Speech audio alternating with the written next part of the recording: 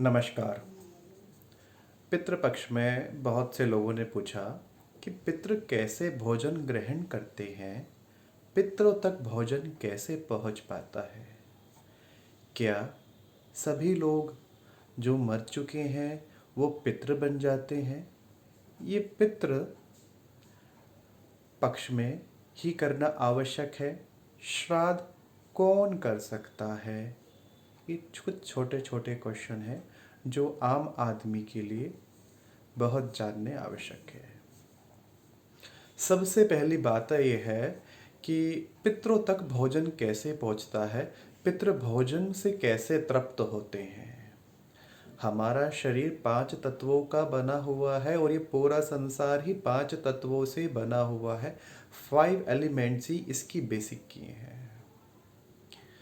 जो आप भोजन बनाते हैं उसके अंदर भी 5 एलिमेंट्स होते हैं, 5 तत्व होते हैं।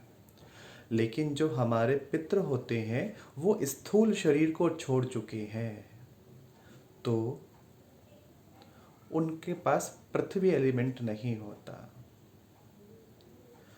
वो गंध से, यानी कि जो भी हमने अन्न, जल, तिल और कुशा उनको समर्पित किया है श्रद्धा भाव से, हमने जो मंत्र चैंटिंग की है वचन से यानी कि वाणी से,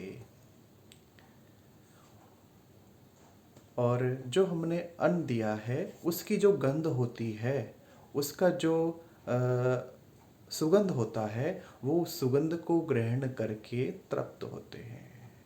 उनके पास अर्थ एलिमेंट नहीं है, पृथ्वी एलिमेंट नहीं है, तो जो किसी भी अन्न का या किसी भी जल का या किसी भी उसका जो है तत्व का जो भी गंध पार्ट होता है, उस गंध पार्ट को ग्रहण करके तृप्त होते हैं।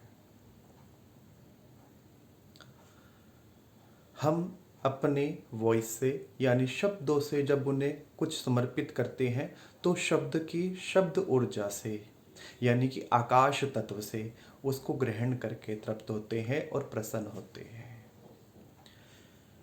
जो लोग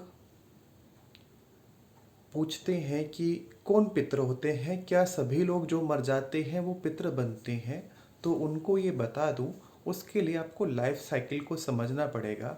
जैसे श्री हरि, महावीर, बुद्ध, कृष्ण, राम, हनुमान अगर दोबारा जन्म लेना चाहें तो क्या वो किसी भी गर्भ में जन्म ले सकते हैं? नहीं।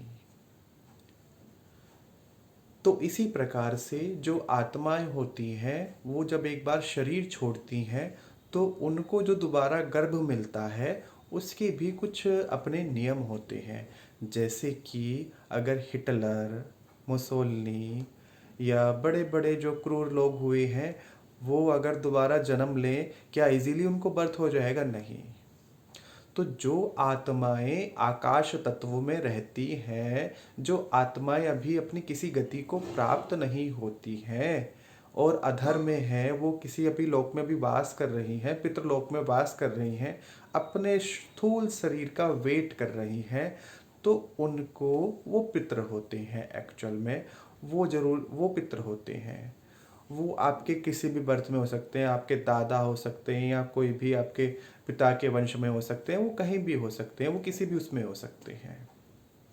तो ऐसे लोगों के लिए प्रॉपर ये तत्व होता है उनकी तृप्ति के लिए। ये एक बात।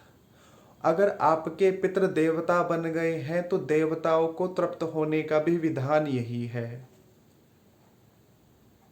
देवता भी गंध से, स्पर्श से और शब्द से, जो अपने वॉइस थी शब्द, उस शब्द से यानी कि आकाश तत्व से प्रसन्न होते हैं और वर देते हैं।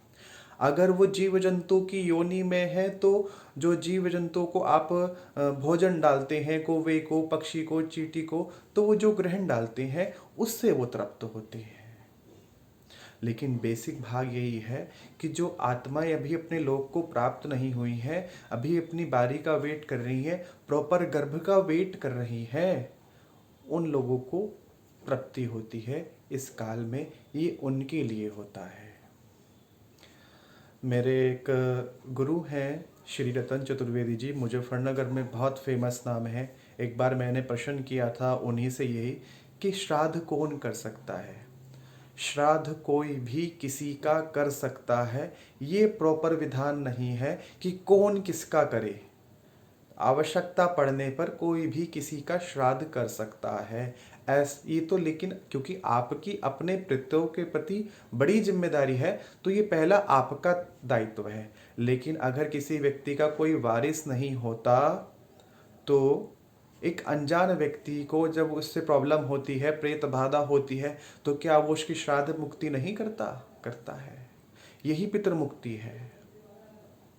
जो भूत बाधा होती है या प्रेत बाधा होती है तो उसकी मुक्ति के लिए जो प्रयास करता है वो श्राद्ध कर्म के जैसा ही होता है। तो अगर कोई व्यक्ति उपस्थित नहीं है, वारिस उपस्थित नहीं है, तो कोई किसी व्यक्ति के प्रति श्रद्धा रखता है तो वो उसका श्राद्ध कर्म कर सकता है। ऐसा शास्त्र में लिखा हुआ है। शास्त्र पढ़ने के बाद ही मुझसे इस पे कमेंट करें, अदरवाइज़ बहुत लोग ये कहने लगेंगे कि आपने कहाँ कह दिया, सिर्फ जो है उसके वंशज ही कर सकते हैं। ऐसा नहीं है।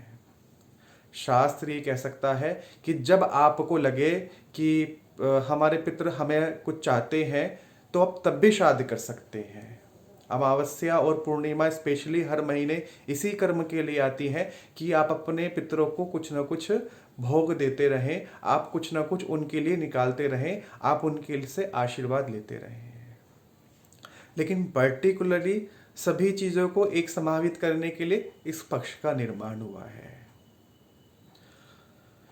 वीडियो कैसी लगी इस बारे में ज़रूर लिखिए, और जो कोई आपके क्वेश्चन है वेद, अध्यात्म और ज्योतिष से संबंधित, वास्तु संबंधित, वो लिखिए, हम उसका रिप्लाई ज़रूर करेंगे। सब्सक्राइब करना ना मत भूलिए। नमस्कार।